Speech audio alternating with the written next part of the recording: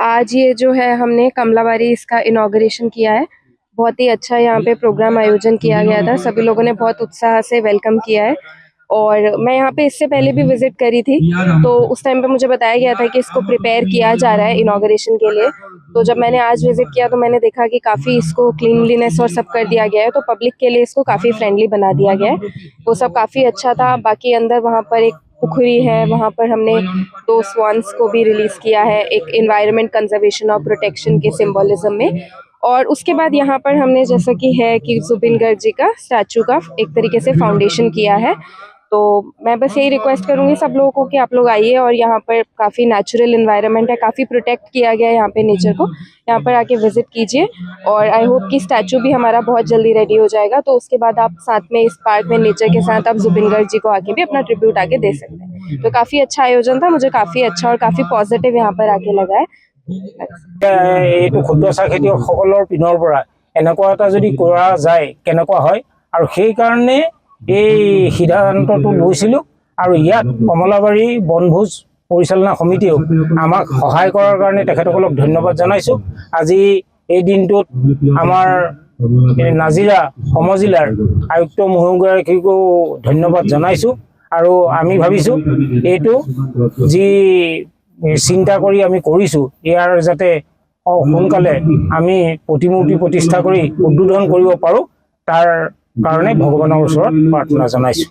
ফেব্ৰুৱাৰী প্ৰথম মানত অসীম কুমাৰ গগৈ, মই গেলেকীৰ দোলাকাষৰ বাসিন্দা।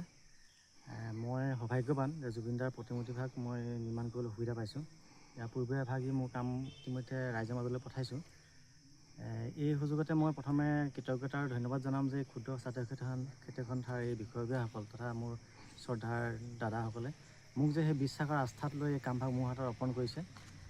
মই তেনেকৈ আৰু এজন সহযোগী লৈ আমি পূৰ্ণ উদ্যমেৰে কামবিলাক কৰি আছোঁ দিনে ৰাতি। আমি খুব সম্ভৱ ডিচেম্বৰ লাষ্টলৈ আমি মূৰ্তিভাগ সম্পূৰ্ণ কৰি ল'বলৈ সক্ষম হ'ম। আচলতে প্ৰকৃততে ইয়াৰ মূল্য বুলি ক'বলৈ গ'লে তেনেকৈ কিবা বহুত হয়, কিন্তু জুবিনদাৰ প্ৰতিটো কামেই মই এটা মিনিমাম পাৰিশ্ৰমিকত কাম কৰিছোঁ। তেনেকৈ মই এটা দাম ক'বলৈ অসুবিধা পাইছোঁ, কিয়নো আমাৰ এই ফিল্ডখনত যিটো এটা পাৰিশ্ৰমিকত আমাৰ কামবিলাক চলে, তো তাৰ অনুপাতে মই এটা সীমিত